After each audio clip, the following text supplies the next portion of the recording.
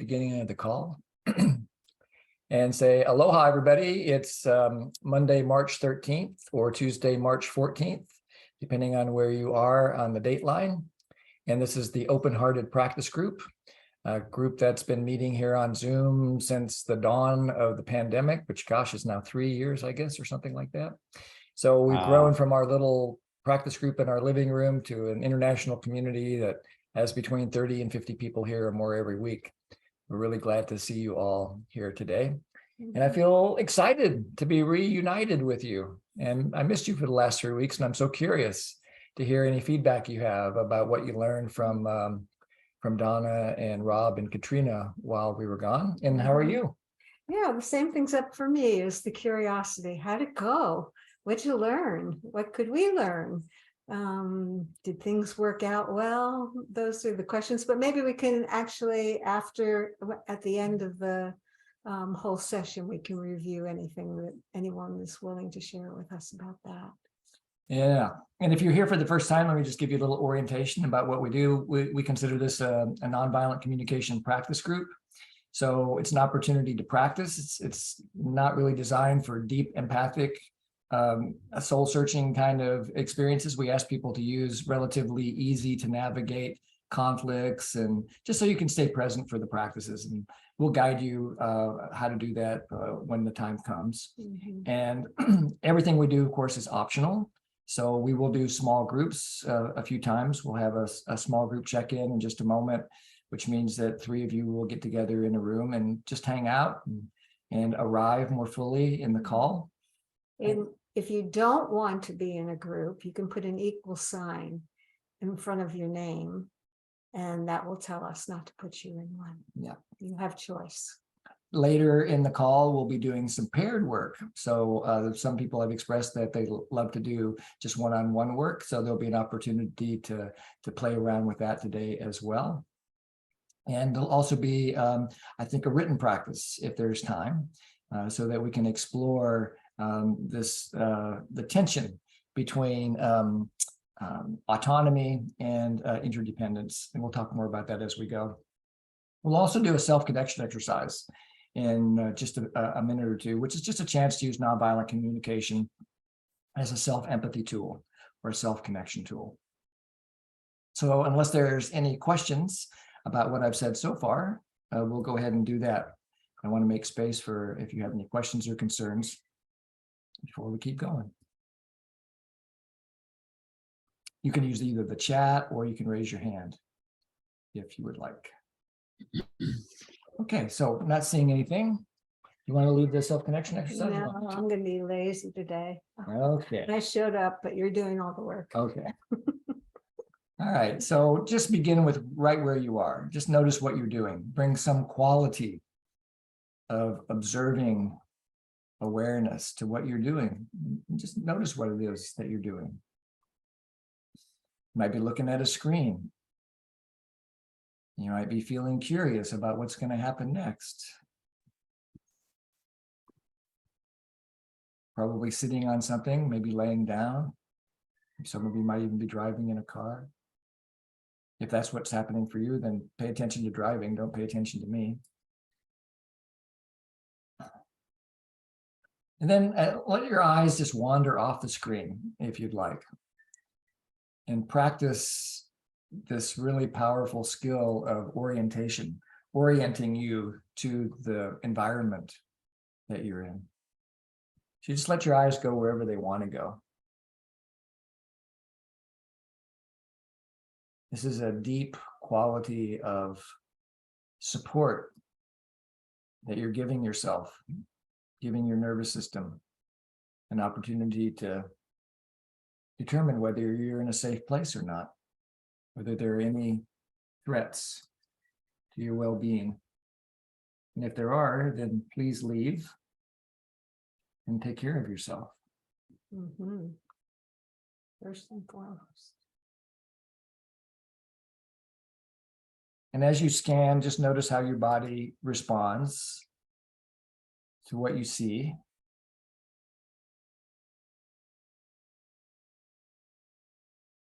And just notice the feelings, the sensations as they come and go. And if you're comfortable, I invite you to close your eyes and just listen.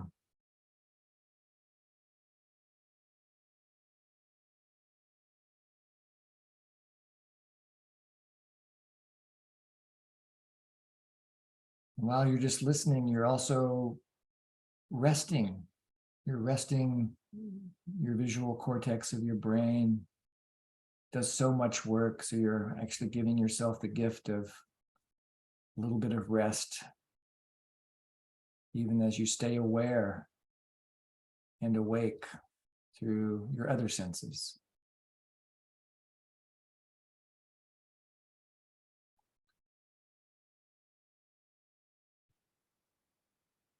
You might also be aware of the tug of gravity holding you to the earth, and you're holding the earth to you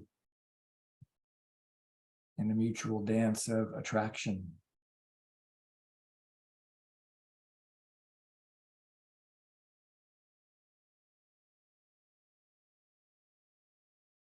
You may be aware of other textures, like where your hand is touching something, or where your clothing touches your skin.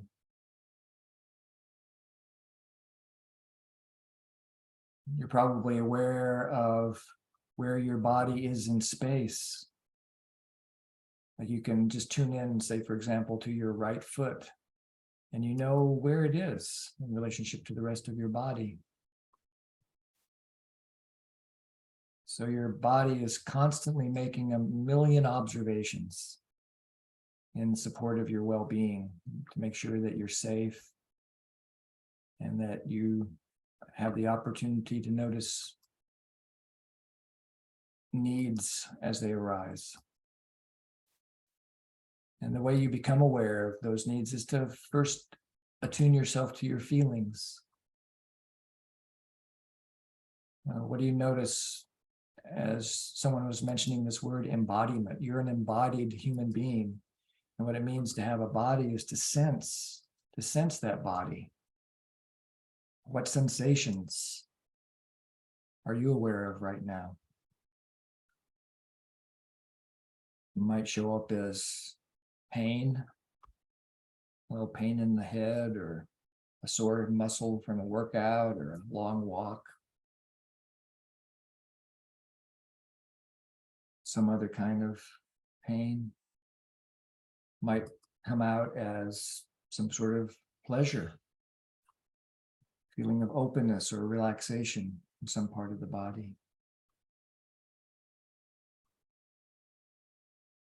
Maybe there's a neutral feeling. It's neither like nor dislike, just aware of a sensation without any resistance. Or maybe you have a word like numb that describes your experience, or you don't feel anything, you might think. That's all part of our human experience. So first you notice the sensations.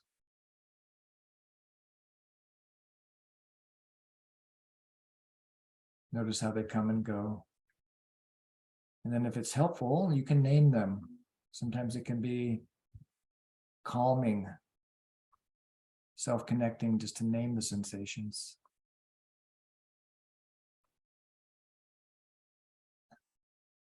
You may also be aware of emotions. Emotions like happy, sad, curious, grateful, bored, irritated, something else.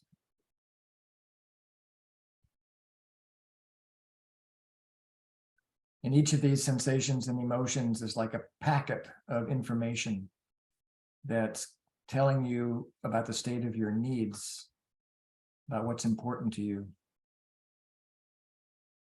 So as you attune to those feelings, you could ask yourself, what's important to me right now?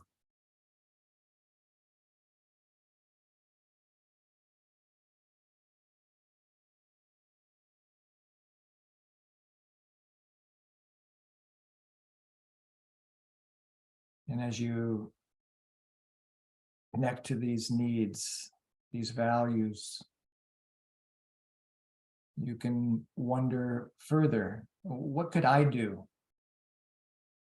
to help me get these needs met for the next couple of hours?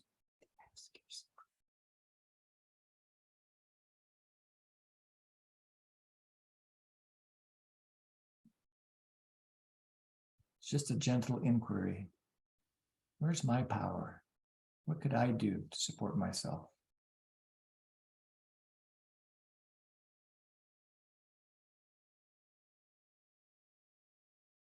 Then to finish up the exercise, you can just check in again with your body. What's it like right now?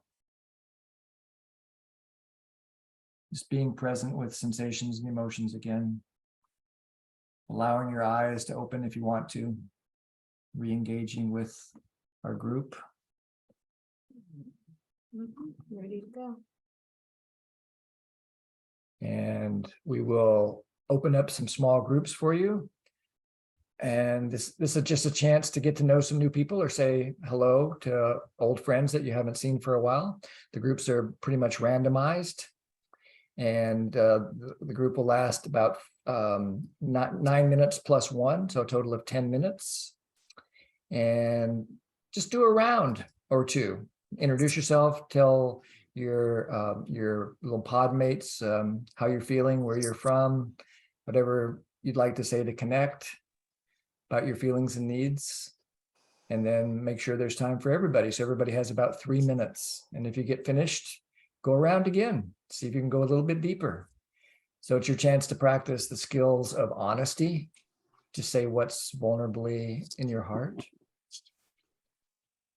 And also to practice empathy, just being present with what another person is experiencing.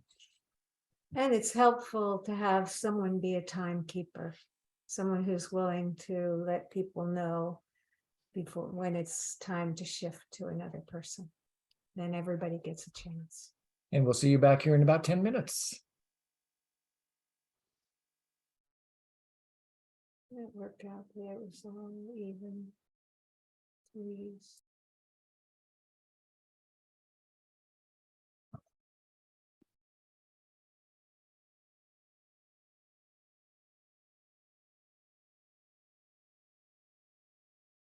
So what'd you learn? What was that like for you? What would you like to share with the large group after having had that experience to practice together? If you'd like to share something, you can just raise your hand. And if you don't know how to raise your hand, you can use the little reaction button on the bottom of your screen. Looks like a smiley face with a plus. There's a little arrow next to it. You can raise your hand that way. If you have the latest Zoom software, you can go like this. After about 30 seconds, it'll raise your hand for you. So sometimes that works. Go ahead, Siva. I want to make some comments about the opening meditation practice. Okay. To reinforce and to echo and highlight what you did. On Wednesday, I went to a meditation session with a leader who I thought was going to stop talking and let me do my own thinking, which is what you didn't do. You talked the whole time, but that was okay because you put in some nice words like, if you would like. So it made me feel, well, if I didn't really want to be bothered with doing what he told me to think about, I didn't have to. Yeah. So, and I didn't have to listen to you either.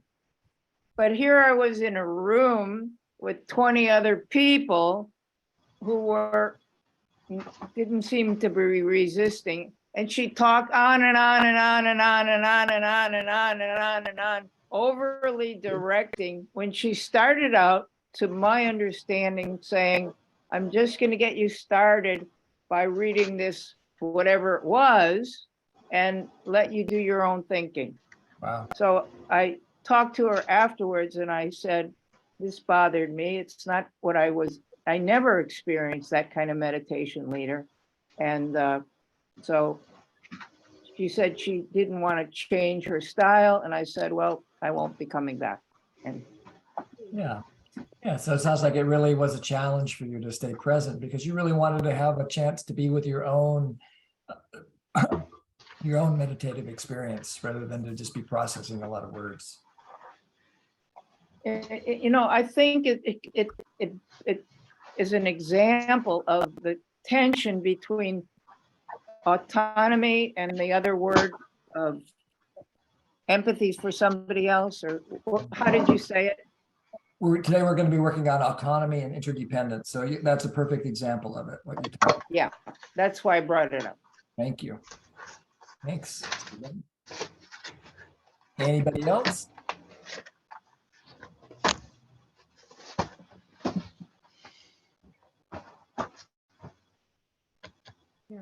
Well, I learned that sunflowers by day, they track the sun, and at night they face each other and smile. Sunflowers.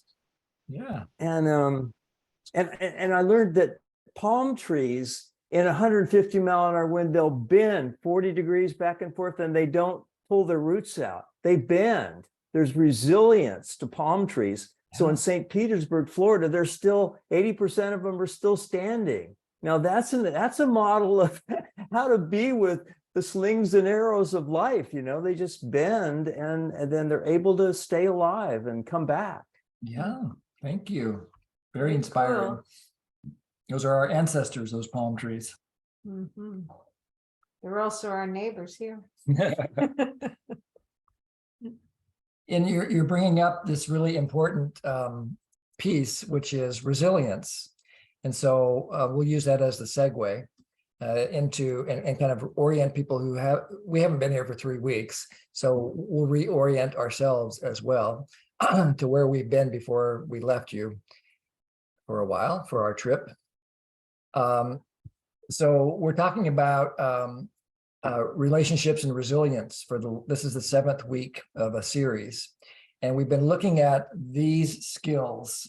So far, we've covered gratitude, I'll work on me, you work on you, refusing submission, and agreement. So we covered the right-hand side as well as intention and identity. So we got through pretty good chunk of it before we left. Today, we're going to be focusing primarily on support and freedom. So freedom being just another word for nothing left to lose. No, sorry, wrong quote. Try again. Yeah, freedom being just another word for autonomy, and support being another word for interdependence. So if you've been here for a while, you've seen this chart over and over and over and over and over again, right? This is the needs list that we've been using since 2005. And I like it because, of course, I designed it, so I think it's wonderful. But mostly I like it because Okay. it's of course we did. It's not a list like a formal list. It's kind of shows the network of needs. And you'll see that across the middle axis, autonomy is on the left side as I look at the screen, and interdependence is on the right. And so there's sometimes an experience that we human beings have of tension between some of these pairs, and our jackal mind, our old habit energy wants to think that these needs are in conflict, that your autonomy gets in the way of my interdependence, and so now we have to fight about it. But the fundamental insight for me of nonviolent communication is that these needs are never in conflict, that when we think they're in conflict, it's just an indication that empathy is required. Empathy and creativity. Empathy is a respectful understanding of another person's experience or your own experience.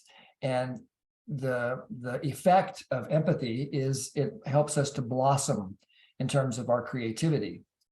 So we can get very creative about how to coexist when you have a need for autonomy, I have a need for interdependence, and they seem to be in tension in that moment. So we can then use the skills and the consciousness of nonviolent communication to negotiate and navigate that apparent tension.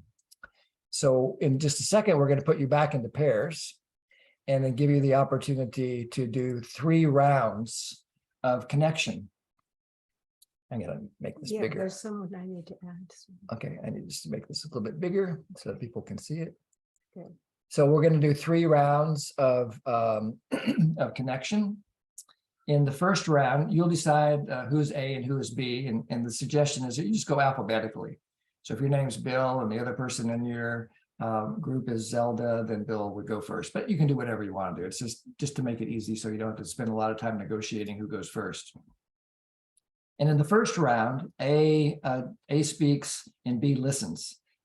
And this means that A gets to share whatever is alive in them about the topic, which in this case is autonomy and what it means to you, how you experience autonomy, what you like about it, what you don't like about it, whatever is alive in you about autonomy, you get a chance just to be heard about it for 5 minutes, because B is just listening. And what we mean by just listening is that you imagine that your lips are zipped and you're unable to speak. So it's a stretch. It goes against the grain for many of us because we want to help the speaker speak or ask a question. And so this is a chance to stretch into presence, just being with another person. Even if there's 3.5 minutes of silence, B continues to listen to the silence. Then after 5 minutes, I'll send a little message through the chat that you'll be able to see, and maybe you'll pay attention to it, but also keep track of your own time. Then switch. And in the second round, it's B's turn to speak, and A just listens. I say just listens. This is actually one of the most important things that we human beings can do. So it's way beyond a just. A listens. And the question this time, the prompt is, what does interdependence mean to you? So now, after 5 minutes, then there'll be another message sent, and you'll have a final 8 minutes, I think is what I have written there. I can't quite see it, just to have a connected dialogue.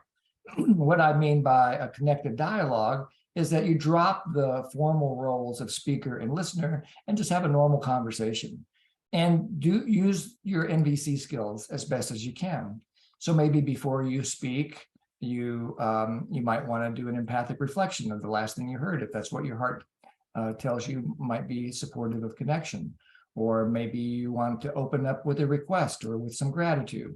Lots of different ways you can practice nonviolent communication when you're doing a connected dialogue. So it's your chance just to stretch and practice. And the idea is that you talk about how you navigate the tension between autonomy and interdependence in your life. And so you might talk about a specific relationship, like with your partner. You might talk about a work relationship or a relationship with a neighbor or a kid or a parent, or maybe more than one relationship. But talk about what it's like for you to experience this tension, and use this as a chance to practice nonviolent communication. Okay, let me just take the screen share off for just a second. Okay, so anybody have any questions about the practice? Who would be willing to reflect it back?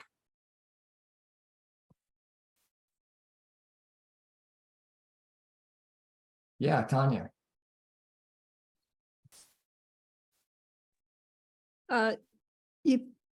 Two people, one decides to be A, the other one decides to be B. The first round, A speaks on autonomy. Is it autonomy or autonomy first, and the other one listens. And then the second round, the other person speaks about interdependence. And the third round is we have a connected dialogue, meaning speak to each other with MVC consciousness about the tension between autonomy and interdependence. Thank you. You got it. And we'll get messages when to switch. You got it. You got it. Okay, there's one group of 3. Okay, we'll have one group of 3 apparently. And so you guys can figure out how you want to negotiate that. Maybe one person wants to be an observer. And we put a few people that had equal signs in front of your name in a group by yourself. So there's no expectation that you do anything there other than wait to come back in about 15 or 20 minutes. Okay. Okay, let me just make sure everybody, nobody left and nobody's by themselves. Okay. And then we'll open it up. All right. And let me just change the Okay, good. timer here. So it's going to be 10. And so it's going to be a total of 18 minutes, 17 plus 4. Okay. So I'll send you a message in about 5 minutes when it's time to switch, and see you soon. That will be back as a large group in a moment. And here we come.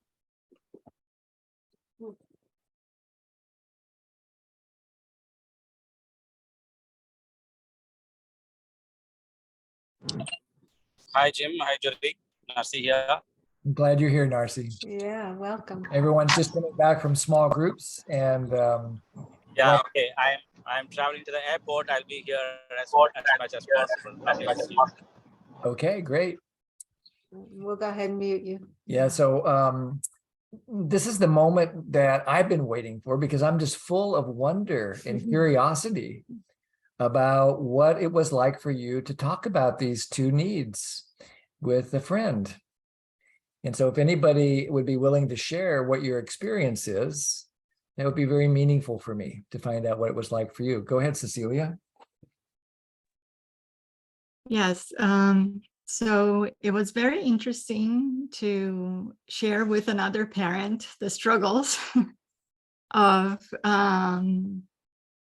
experiencing and respecting autonomy of kids, and shifting, and noticing, like for instance, in my case, I was raised in a completely different way. So sometimes the role modeling or whatever comes automatically for me is not necessarily respectful of my teenage son autonomy, which Jory already heard quite a bit about. And how, how it is to learn to do it in a different way, to ask for what we need when we need connection, but at the same time respect that may not be the desire of that person, and that we need to find other ways to meet that need.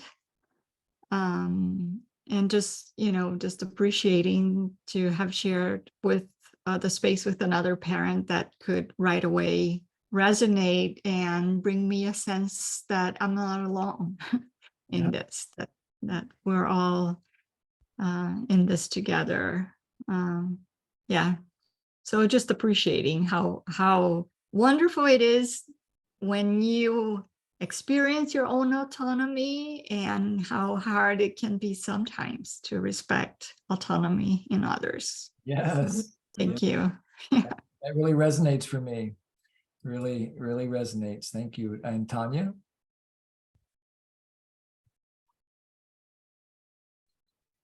I'm so delighted to have the partner I had, and just hearing the clarity of about what the pitfalls are in when these 2 things are form of tension, and how often in families it's such a it's so immediate and so hard to take time for yourself to regroup in yourself and understand the relationship between autonomy and interdependence in a healthy way, because it's like bombardment from every direction. I think that I really think Cecilia really was nailing it. So it was lovely. I wish we had more time together, because we're really connecting on the touchstones for how to untangle that web. Well, I'm glad you want more time with your partner, because if things go the way I imagine they will, you'll have a more chance to finish your discussion and to deepen it, I hope. And Oh, yeah, goody. Oh, yay. yeah. Uh-huh. Yeah. And Siva, you had your hand up and then it went down. Does that mean you changed your mind? It means that we'll have more time to be with a partner. Yeah. Okay. Okay. Yeah. All right. So anybody else? I'd love to hear a few more voices, especially if you are not, you usually don't speak up in this group, or I really want to welcome all voices here. Even if you say something like, that's the dumbest exercise I've ever done in my life. Why did you waste our time doing that, Jim? That would be welcome for me to hear, because I'm ready for it. I really want to hear your honesty. Yeah, go ahead, Aiden. Hi. Yeah, this was great. Both the listening and the sharing, and I appreciated your invitation to stay in silence, even if silence happens, because that continued the listening in a special way for me while it was happening. And one thing that I wanted to share why I popped on is just that my partner was sharing some really powerful, what I received as some meaningful ideas about interdependence and how it shows up for them. And I just sort of recognized how disconnected I am from that idea based on my previous experience of life, and just recognizing a longing and a curiosity of awakening to this idea that life could look more like that, rather than needs being at each other's expense, or being in an illusory way being like more self-sufficient or something. This idea, this web idea, and this sense of being together about it brought almost tears to my eyes, because I have this sense that that's not my narrative, and almost I just recognize there's work to do to experience that quality. So that really did something for me. I appreciate that. I'm really glad to hear that. Yeah, me too. I appreciate you sharing that, and the sense of a companionship I also have with you, and I think most of us do, that we are in a constant state of learning, and you're pointing that out. And you're also naming something that I'm curious if other people have this experience. So I grew up, of course, in the United States. And here our culture, our narrative culture, is all about me, right? We worship autonomy. We have a Declaration of Independence that, marks the beginning of our country. And it's all about inalienable rights that I as an individual have. And so it's very I-oriented. And so we've got the autonomy game down. I think we're conditioned from a very young age to really get autonomy and freedom, and to be willing to fight violently if we have a sense that our freedom is being threatened in some way. It seems like it's deep in our genetic bones. But I had the added pleasure of growing up in the Deep South, in near Atlanta, Georgia, which was very much more of an interdependent culture. Generally speaking, the more agricultural an area is, the more of a we culture is often developed, because it takes a lot of we energy to run an agricultural society. And in a more industrial society, like the industrialized United States, we can let go of a lot of that we-ness and go for more I-ness. But the South is an interesting kind of mixture of those things. So we were very much programmed and educated about the importance of we-ness as well.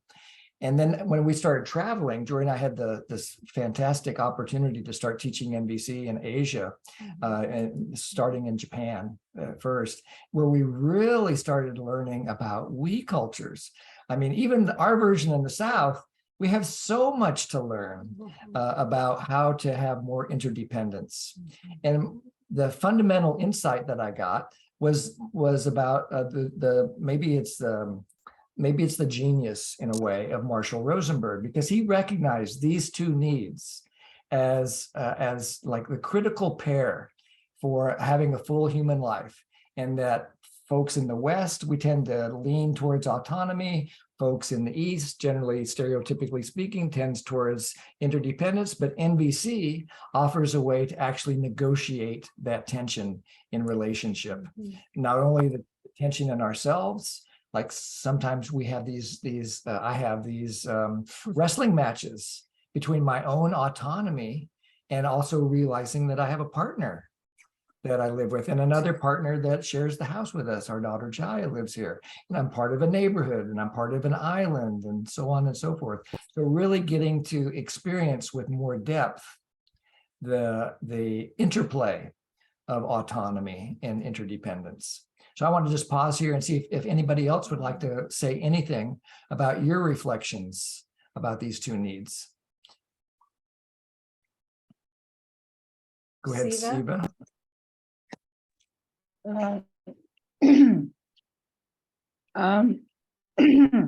My partner is a person who was born in an Asian culture and now lives in North America. And the word she wanted us to use instead of the tension between was the balance of Nice. autonomy and interdependence.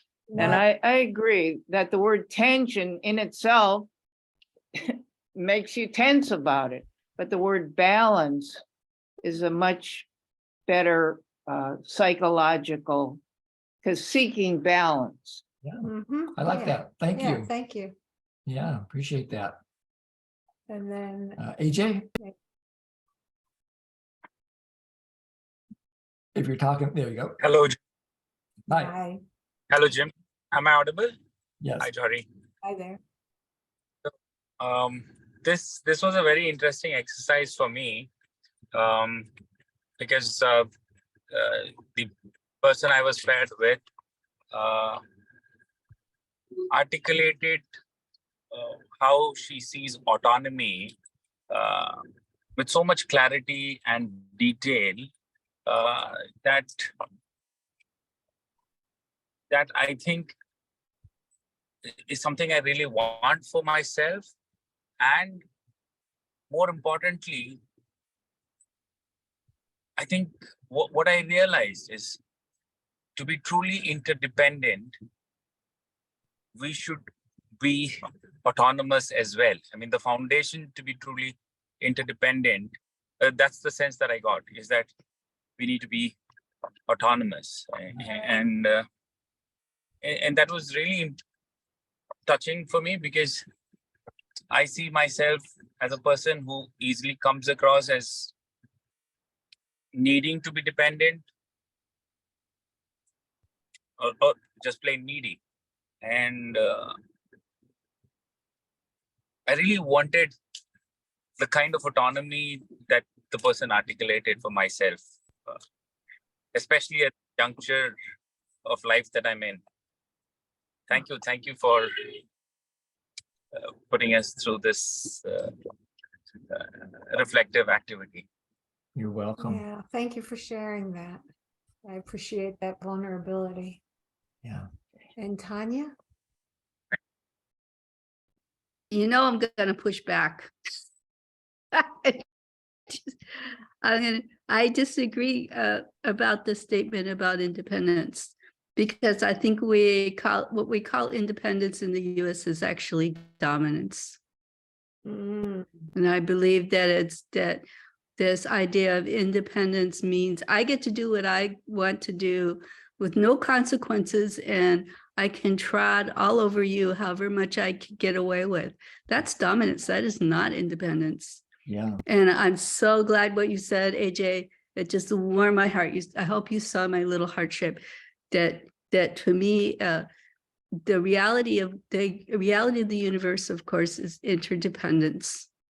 There is no thing in this entire universe that is not interacting with everything else. Otherwise, it wouldn't be in this universe, including ourselves. Mhm. But for us to have healthy interdependence has to be on the basis of clearly understanding choice. And I think this is Marshall's genius, Yeah. that he saw deeply into that truth, and he articulated in such beautiful, simple language. Mhm. Thank you. Yes. And I'm totally in harmony with what you're saying. And it reminds me of Marshall's a very simple human development model, which is that we start out dependent, right? When a newborn baby comes out, she is, or they are perfectly dependent. They cannot live, human beings have to be cared for by parents for years before we're ready to be independent, which is the second stage. And we start tasting independence when we're around 2 years old for the first time, right? The terrible twos, when children start feeling their power. And then that grows through the rest of childhood until it comes into full bloom in the teenage years, when, every day for some parents seems like a struggle between autonomy and interdependence, And then if we keep with the program and we stay in a culture of love, compassion, and mutuality, and we get the modeling, then we're naturally flow into interdependence, where we realize exactly what you said, Tanya, that it is impossible to have a happy life if you get your needs met at somebody else's expense, which is really what independence can often look like. Yeah, so thank you, Tanya. And Beth? Yeah, I spot on, Tanya, and also Jim. And I think one of the things that I'm learning through your various classes here is that we all have needs. And one of the biggest needs we have is freedom and autonomy. But then we recognize through interdependence how much we need each other. I mean, even to get something to the store, there's all these different people that have put into that product. And I think when you realize that, then you start understanding that everybody has the need for autonomy. And then the miracle of, it's amazing that there are more crashes on the highway than there are, because everyone's going so fast and everybody has their own agenda and everybody is so much the center of the world. And if we don't recognize that we need each other, we'd have total chaos. So what makes a society is one that works together. Thank you. Thank you, Beth. And Shamu? Yes, Jim. Me is interdependence is something more about mutual respect, consideration, and value. Because when you have these basic foundation, valuing a person, considering their needs and wants, and also understanding their feelings and emotion, I think interdependence is always, it always grows. And when it grows, naturally the autonomy comes into picture. Because when you know that you're valued and your feelings and emotions are addressed, I think you don't need to look for an autonomy. It flows in. Because that's how a person understands that when I'm valued, my emotions and feelings are addressed, I'm able to express my freedom, rather trying to go into. I try to be more extrovert person, or a person who tries to express their feelings, or a person who tries to look for the freedom in each and every activity what they do in their life. Yeah, thank you. Thank you. And we'll finish with Juliana, then we'll do the And next. I'd also like to make a comment. Sure. too. You want to go first? Go ahead, Juliana. Okay. No, I was just thinking that valuing, it starts with valuing one's own self. And like when I value myself, then I can value the other person. It's so beautiful. Life is so much more richer. And, I value my own freedom of choice, and I give the other person freedom of choice as well. So when I share my perspectives, it's not forcing it down on them, but it is just my values, and I'm sharing it, and that's how I see ourselves really impacting each other, and that's the beautiful play of learning from each other and growing together. Thank you. Thanks, Juliana. Thank Jordan, you. had something? Yeah, I don't find that autonomy and interdependence are opposites, or can only one can exist at the same time. In fact, for me, there's both going on at every given moment. My leg walking forward seems to be independent of perhaps what I'm speaking about, but at the same time, it's just all there. It's just part of the bigger picture. So that's been coming up for me in terms of, it's not an either or, it's an and all the time. Yeah. And I see Mary has her hand up. And then we'll do the next exercise. Go ahead, Mary. Okay, thank you. Actually, Jory, you just said what I would like to say. I shared in with my partner similar thoughts. Autonomy, I feel it's basically it's to be respected our own free will, which God gave to us when they created us. When we are respected with this essential need, we can thrive in a community, because everyone has different gifts. So in a community, then we can be interdependent with each other, and that could be a beautiful picture.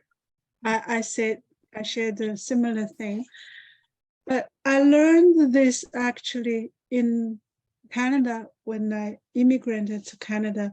It's been 24 years now. But with my own culture, my partner, interestingly, we are all sharing the same culture background. We grew up, we didn't have the autonomy. It's a dominant society. Correct me if I'm wrong, Jory and Jim. I feel when autonomy is not respected, the interdependence is not a real nice interdependence, because everyone, the society there is a, how to say, it's dominant and people are not equal. Yeah. Yeah. And when Jim, you said you grew up in United States, you have enough respect for autonomy, and that's so precious for you. But when we grow up without that, it's so precious to us too. Yes, of course. And we, especially more so, we are more sensitive when this need is not met. Yes. We immediately react. We want that. We long for that. Makes so much sense. Yeah. Absolutely. Yeah. Thank you for putting all that to words like that. Thank you so much. Okay, so let's do another practice, and then I have a chance to go back to your small groups. So imagine or recall a situation in your own life where you notice a tension between autonomy and interdependence. You could also say a lack of balance between autonomy and interdependence. So this could be in any kind of a relationship. It could be a partnership, like a romantic partnership or a life partnership, or it could be a work partnership or parent and child or child and parent Or even neighbor. but some sort of a situation where there's a tension between autonomy and interdependence. And it can be, we recommend that you choose something that's really low on the intensity scale. So for example, the one that I chose is every evening, Jory and Jaya and Jim usually get together around 7:30 in the evening, and we hang out and we watch TV and we play games. And I'm usually the first one there, and I've got the remote control because I arrive first. So I have a lot of autonomy. I get to choose, I've got the power to push the button and choose the thing. And if I use that autonomy in a way that's not respectful of our interdependence, we're going to have a lot of conflict. So that's a place where I try to remind myself every evening about this balance between the fact that I got there first, I got the remote control, but I'm sharing the TV and the games with my loved ones. So what's the situation in your own life where you notice this this pull, this potential pull between autonomy and interdependence? And you start with writing down an observation. It's just as simple as a sentence that says, every night I pick up the remote control first. So something that simple.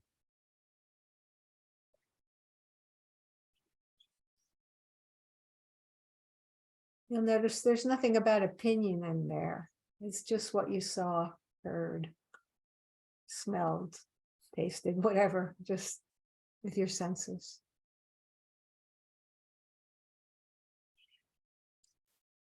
It's helpful to write this down, but you don't have to. It's just easier to practice if you have a written observation. You can go back to it later.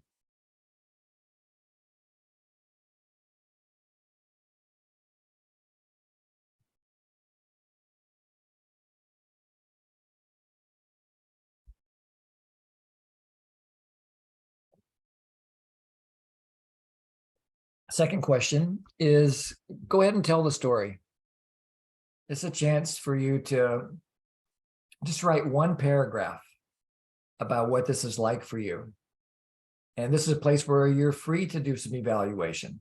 You might have some judgments of yourself or judgments of other people. You might have opinions about what should be happening or what shouldn't be happening. But you're telling yourself some kind of a story. So what are you telling yourself about what's going on here? Now be quiet for 2 minutes while you think about that and take a couple of notes.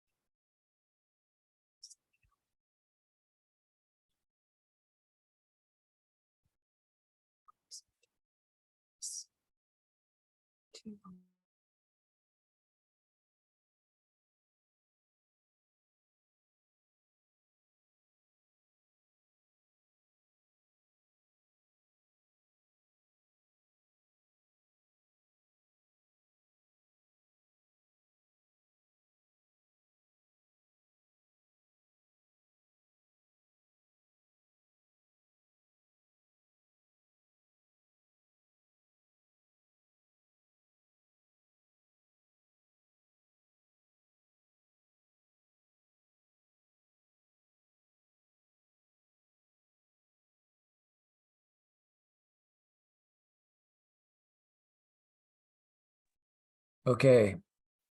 Then go to that embodied experience.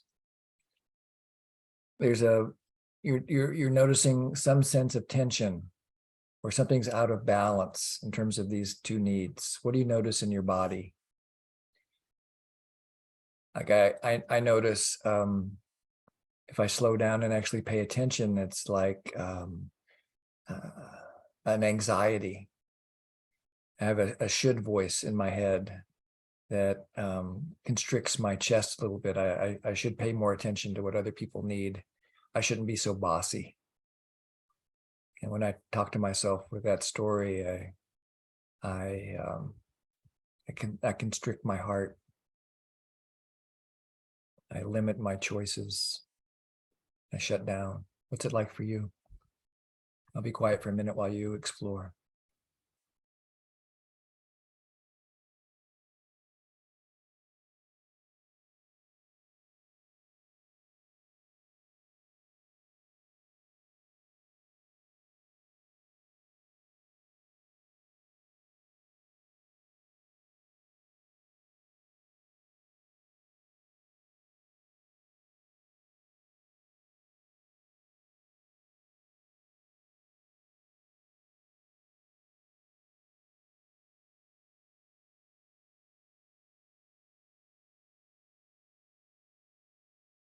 A great Then- example. Then what needs of yours are alive? Do you want to go through the whole thing here? And No, it's share yours? okay. Let them keep going. Okay, what needs of yours are alive? I'll put the need sheet back up for you. What is those feelings telling you is important to you?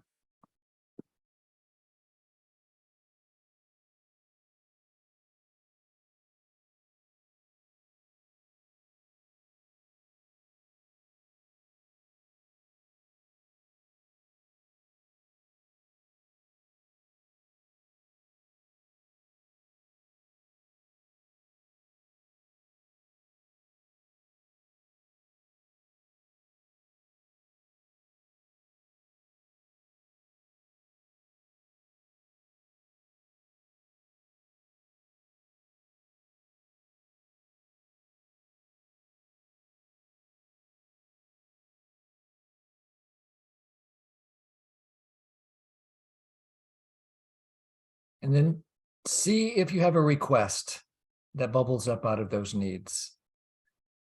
If you do, great. If you don't, also great. A request may come later. In my case, my request is to awaken my empathy, to actually pay attention to the verbal or the nonverbal clues that Jory and Jaya might be giving me, and also just to pay attention to any requests that they might be making. And so it's really about me opening up my empathy so I can make guesses about what might be an interdependent way of being together.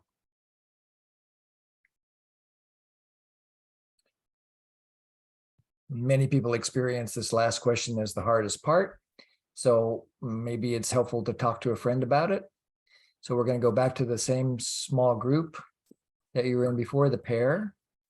And there might be one group of 3. So the idea here is that you talk about this situation, your real life situation. And what did you learn as you went through the NVC process here, clarifying your observation, your evaluation, what you're noticing in your body, your needs, and your requests.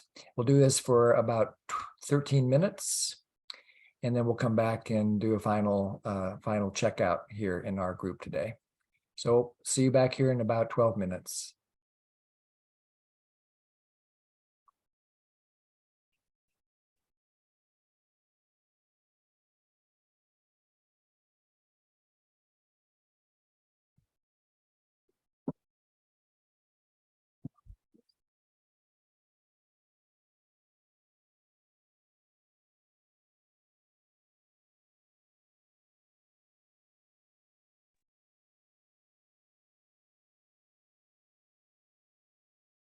Okay.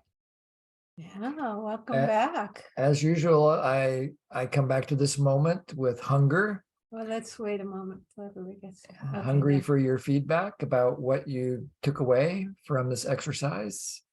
Especially if you haven't spoken yet, love to make room for you. So let's start with you, Corey. And if anybody else wants to raise your hand, I see you, Siva. Go ahead, Corey. Well, I just absolutely love the whole thing today. Thank you for the exercise. And so my partner lives in India. We both live on the ocean. That was, the noise was interfering. They would go till like 11 o'clock at night, which was the curfew. And it was so loud. I mean, you know, like the vibrations are going through the floor when it's a bass and drums and all that. Well, and then she got off on what I was saying, and she lives in a 4-story apartment building, and above her head in India was this family, and the girls were studying classical Indian dance, right? I mean, where you stomp on the ground with bells on your feet, and there's a lot of stomping, and it's right on her head. And I'm like, wow, you know, and they want to practice just about any time. And it was her mother's home, and the mother can't sleep. And, you know, how do you handle all of that? And then, I mean, they put up with that for years. Because this family was very artistic and, you know, really dedicated to practice, which was happening a lot. So it really made me appreciate I had a much easier time. And she also mentioned that she saw India as a we culture, and that privacy, this is a quote, privacy is a luxury. And so, you know, in America, there's a lot of privacy, and I had more space than she has in Mumbai, and there's my city up there, that little to get away and just go out in nature, and I could escape at night is what I did. I just left, but it's pretty hard when you're living in a packed city. There's really no place to go. I guess they don't have recreation centers as much and things. But I just wanted to share. We had the same problem, different culture, different way of looking at it, I think. And I think she had a lot more tolerance, far more than I did. So that's what I want to share. Yeah. Thanks, Corey. I really appreciate getting some insight into what your group was like. Let's go to David next, then Rob, then Siva. David? Hello, everybody. Thank you for the opportunity. My experience with the person with whom I did the exercises, I gained much in that I'm a fledgling at NVC. I've taken communication courses in college, but nothing like NVC that's specified and had that specific, just a very nice platform for me. I'll just sum it up as that. But what I learned a lot about is my partner was able to give me, through her sharing, some places where I can improve. I like it. Empathy and considering the person's history. And maybe they have a diagnosis of some sort of disorder. So when I'm cemented in my autonomy to the point where I am intolerant of you doing A, B, C, and D because my autonomy is threatened, that opened my eyes to something in my newly found tradition of spirituality. They call it teshuva, which is return. It gives me, I call it my point of return. I can return to some place that my creator gave me, divinity, gave me this opportunity to express empathy and all these things. So I can return and be restored to practicing that. And my partner helped me see that. And that's beautiful. I'm so glad I came tonight because I was thinking I was going to take a nap or something. Praise the Lord. I'm here in the right place and I'm learning a lot. So thank you, Thank you, to my partner and for the topic. Indeed. Welcome. Thank you very much. Yeah, glad you found us. Welcome. Glad you came here Amen. expressed your autonomy, Yeah. and you came here, and then you experienced interdependence with Sarah Joy. Thank you. Yeah. And Rob, Thank you. welcome, Rob, and then we'll pick. Yeah, hi, can you hear me? Yep, you're great. Can you hear me okay? Yep. Yeah, the thing that came up for me in the group was just that how to speak up. The situation is well, the big one was we only seem to have one couple that my girlfriend and I go out with, and that's her brother and sister-in-law. And we went with them even on a trip down the Rhine River. And the first night, I think he was in jet lag anyways. He made a huge scene that they didn't have the wine, that he paid extra for a wine package. He should have it. And I was just petrified inside and didn't have any words. And that was sort of repeated like last weekend when we went with them out to dinner. And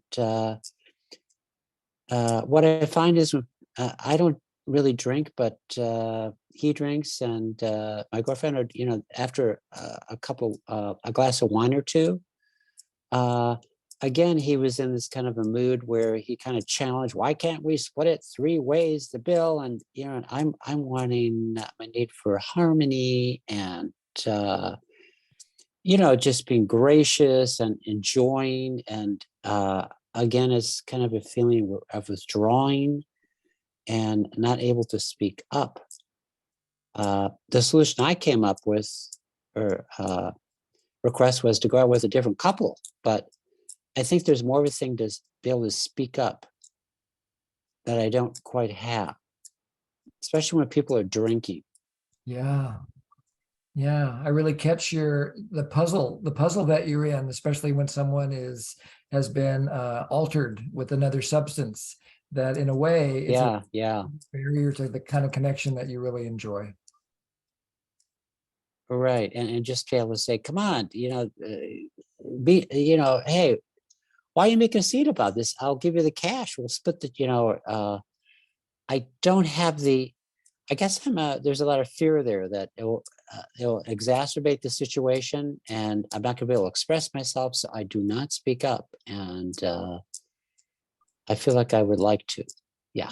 I'll bet you're not alone in that. I certainly can relate to those moments of not knowing what to do. Yeah, and I really appreciate your own self-awareness and to be willing to identify that for all of us.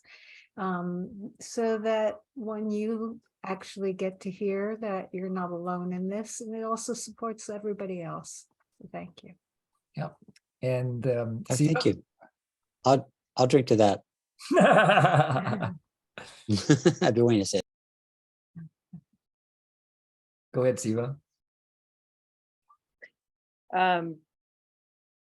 My partner and I discovered that we have been reading the same book, and that's, I think the author is Eric Burns, that talks about the parent, the child, and the adult, and the trying to keep all those within us in balance with all of those that are in our partner.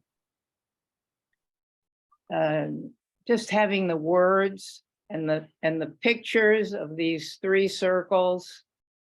As I remember it, it's child, parent, adult, and the arrow connecting from child here to parent here gives a visual representation of the emotions. And I like to point out that the word emotion means that it's just a temporary feeling. It's in motion. Yeah. And it won't always be. Right. Tomorrow it'll be different. Right. Yeah. Thanks, Siva. Yeah, appreciate that. Wow. Well, we're coming close to the end of our time together.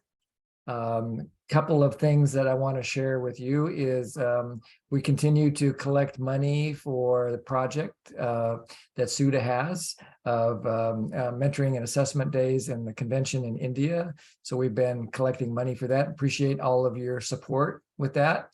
SUDA and I have a project this week or soon to figure out now how do we get that money from our bank account into her bank account. Internationally through all the various bureaucratic leaps and bounds that we must take. So we'll work on that this week. So appreciate your continued support with that. And I'll give you a link about how to donate to that, which is our PayPal account. So I'll put that into the chat. And Jordan, do you want to talk about your offering? Yeah, I appreciate the opportunity to support people.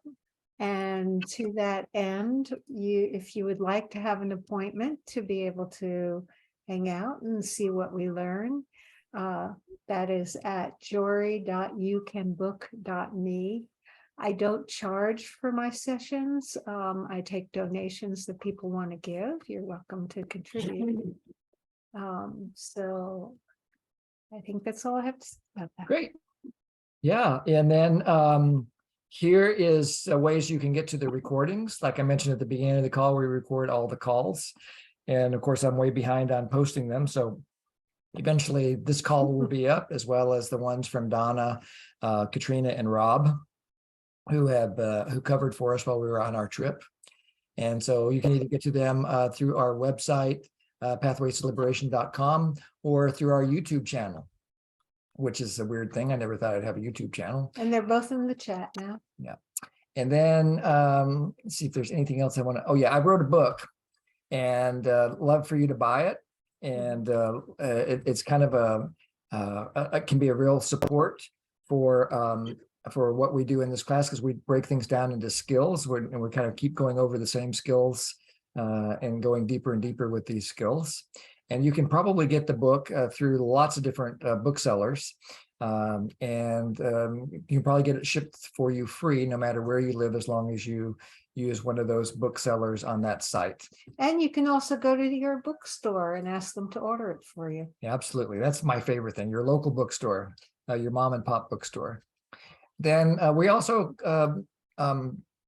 collect money for the organization that Marshall Rosenberg started, which is the Center for Nonviolent Communication. Someone who's not here today, recently I got a letter from CNBC that someone who comes to this practice group regularly had donated $500 because of the appreciation they have for what Marshall has brought to the world. And then when that happens, then CNBC lets us know, as long as you let them know why you're making the donation and what moved you to do it. So we really appreciate that kind of support. Yeah, and that actually, if I remember right, actually goes to our yearly fees. No, not necessarily. No. Okay. Yeah. But it's all one pocket, I suppose. So I think that's all. Oh, so maybe some homework might be fun for you to think about. What do we do with what you learned today? And the suggestion is, now you will be able to see this dance.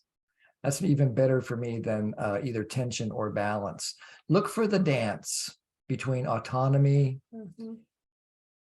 and interdependence in your own experience this week. Right. Notice how you're dancing.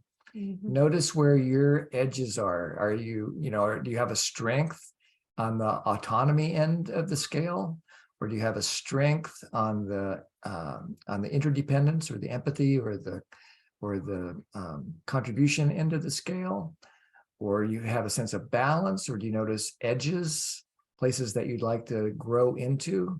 So just use it as an opportunity to meditate on your own life, on your own actual everyday experiences of autonomy and interdependence. Yeah, it's so powerful to have some sort of practice or intention like this. It can vary from week to week or whatever, but just something that brings your attention back to what you really want to learn or to express in the world. So that's the opportunity for this week. And we'll be back next week, and we'll start at 4 p.m. Same time we started today, 4 p.m. Hawaii Standard Time, 7 p.m. Pacific Daylight Time. We keep adding an hour for each of the North American time zones. And Hawaii doesn't change daylight savings time, and neither does Asia. And the reason that we changed the time was kind of split the difference, so that we're not quite so early in the morning for our friends in India. We have so many people from Asia that come to this class. We wanted to have a little bit of a friendlier time. And one last thing, I just made a feedback form. I've been craving more direct forms of feedback about our classes, and we usually run out of time. So I'm going to put a link to a very brief feedback form that it's actually private unless you add your name to it. So it's anonymous feedback. We will read it, but we won't know who posted it. You're welcome to put your name on it if you choose, Yeah. but it's more about whatever we can learn from what you write. Very brief, just 4 questions. And basically, what did you like, what didn't you like, and any suggestions that you have, and anything else you want to say. So very brief feedback. If you just spend 2 minutes, that would be helpful for us. If you want to spend 20 minutes, it might be helpful for you, especially if you're a trainer and developing your own training skills. You might be able to deepen your own experience. So again, that link is in the meeting chat. You just make a copy of that and paste it if you're interested in supporting us in that way. And we'll see you next week. And if you want to hang out for the after party and just hang out with a few people, we'll make some small groups for you. Aloha, everybody. Thank you for being here. Oh, what about Siva? We talked to her. Yeah. Oh, Thank you. Okay, bye-bye. Bye. Mahalo nui loa. Aloha. Bye-bye. bye. Could you put me in a room with Asmita? Oh, Asmita. Where are okay. the, where- Well, let's see. Let's make new groups. I'm gonna have to recreate. and make And, them Asmita, please stay. 3 or 4. Okay, so that was Siva, Yes. Oh, just make 3 or 4. Siva and Sanjita, did you say? No. Starts with A. Oh, Asmita. ASMITA. Got it. You have to do everything by hand. if Okay. you do. All right, and I'll just make some other groups for people and just to see what happens here. Okay, so I have a question about the timing. It Yeah. used to be 6:30 my time. I'm in Pacific. I'm Right. just kind of confused. So now we're not on the half hour to start. We're now on the hour. Got it. You're 7. So you're how many hours apart are you now from Pacific? We're You're 3 like hours. 3. We're 3 hours now. You didn't click on it. Okay. Okay. So All right. it goes 7 to 9. Is that right? Yes. Okay. Exactly. 7 to 9 Pacific time. Got it. Okay. Pacific